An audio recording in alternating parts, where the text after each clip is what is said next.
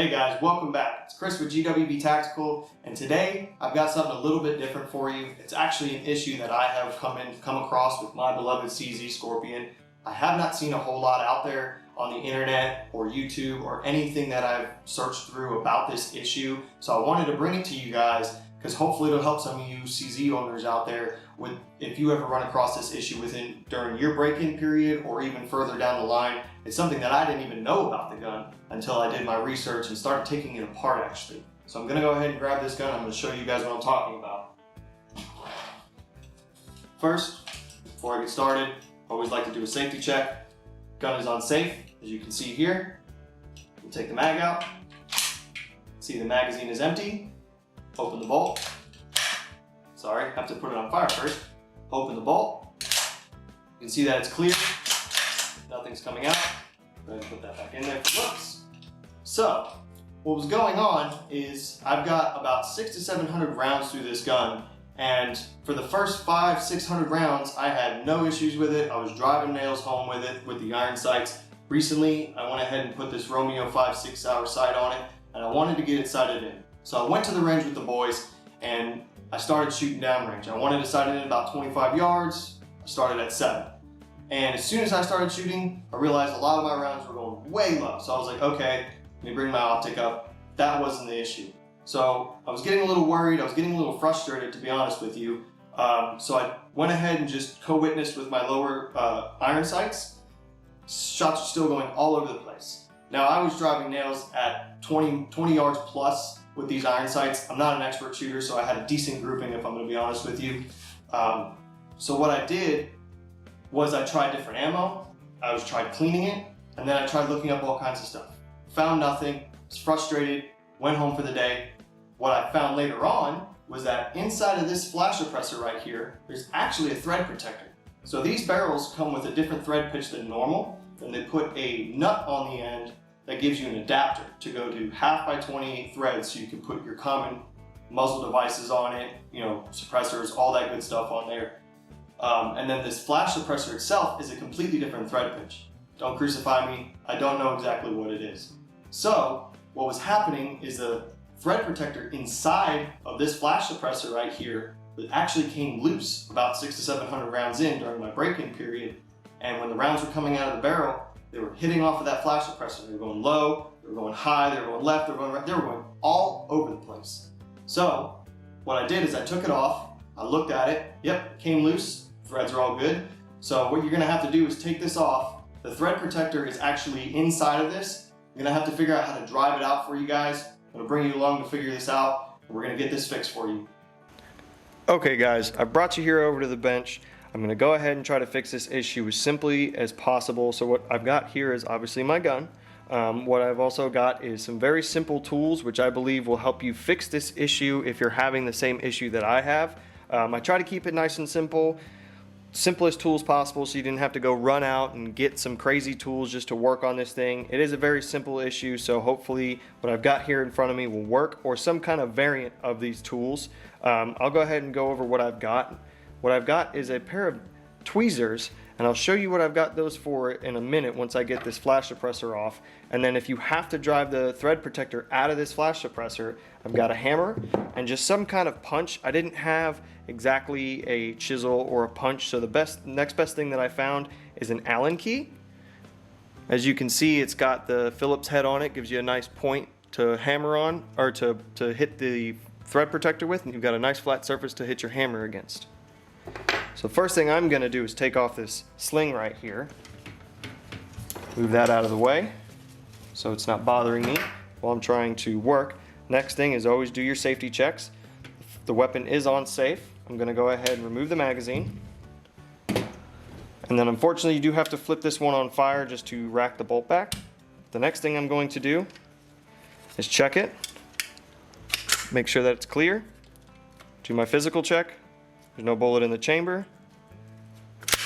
Weapon is nice and clear. And you can even break this down further if you would really like to. Unfortunately with YouTube I can't show you how to, but there is videos out there to show you how to. You can take the pins out and remove this entire trigger group assembly, and then you can pull the bolts out, and that way you know for sure nothing is going to happen while you're working on this gun. So the first thing you absolutely have to do is take off your flash suppressor. So with this system, the way CZ has this set up is right here, there's just a little retaining tab. I'm gonna try to get that focused in on camera. Right here, there's a little retaining tab that just locks into these little slots. And it's never super tight. That's the whole point of that, is so you can just take it right off when you need to. So the first thing I'm going to do is take off this flash suppressor, just twist it right off. You'll hear those clicks as it's coming off. Bam, it's off the gun. And this is what I was talking about earlier. You have your 1/2 by 28" threads right here, and you have another thread pitch. Again, I'm sorry, I don't have the thread pitch off the top of my head, but I'll go ahead and post it on the video so you guys know exactly what it is if you want to know that. So the next thing that I have is the issue. So inside of here, you can see how it's nice and clear. There's nothing there, right? I'm gonna go ahead and lock that. Now you see that there's something in there. What it is a thread protector. So it protects these threads right here. And that's all it is. It's just a thread protector. So realistically, it's not necessary. Does it serve a purpose? Yes, protects threads. But realistically, if you have any damage to this, which I'm going to show you once I get this thing out, that I actually do have damage to this thread protector because I sent so many rounds through it.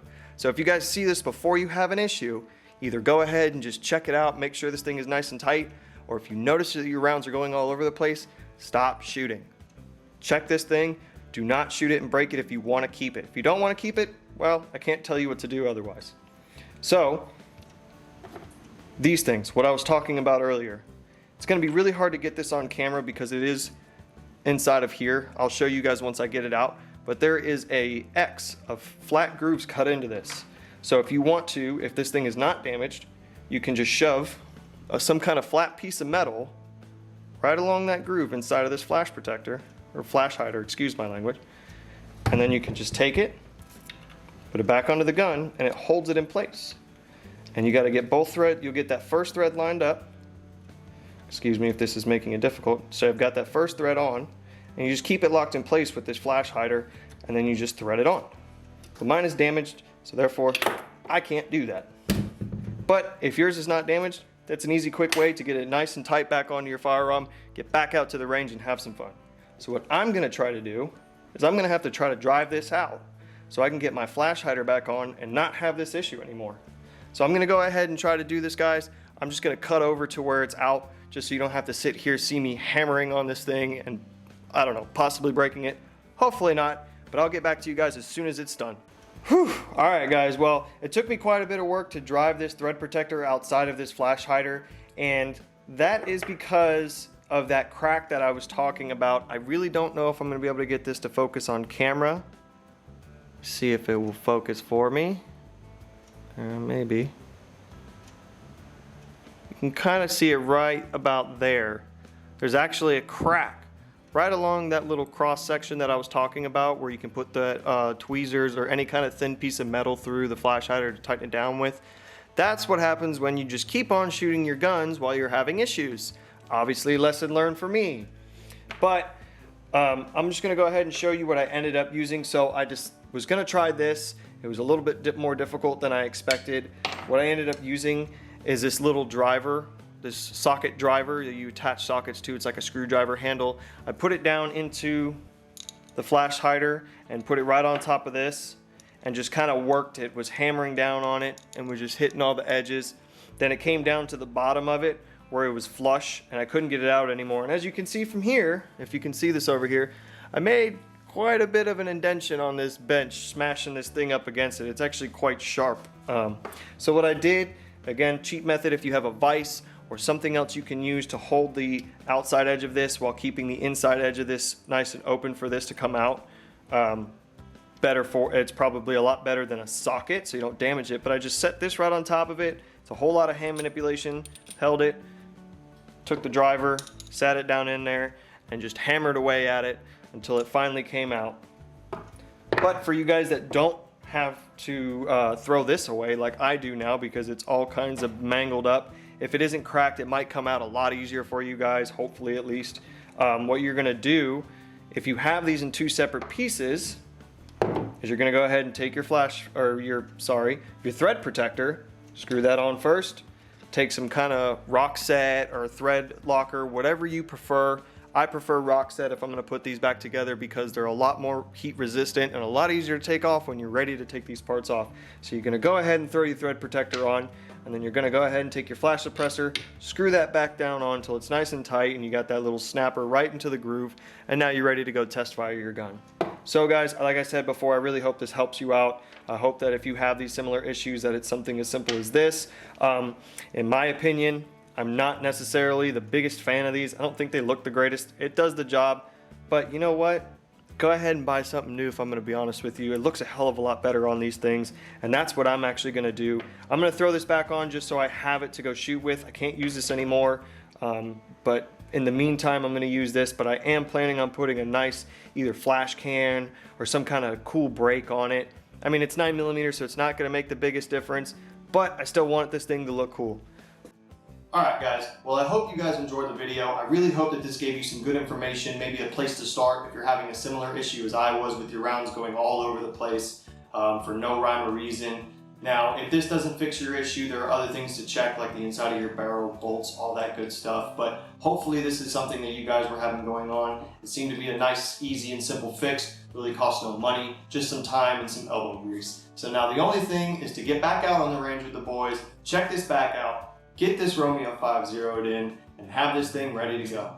So I want to thank you guys for watching another episode today. Down in the description, there's going to be a link tree that's going to connect you to all of our social medias where we try to keep as much content flowing on there for you guys. Try to keep it a little bit spicy and a little bit different here and there for you. But always remember, who's got your 6?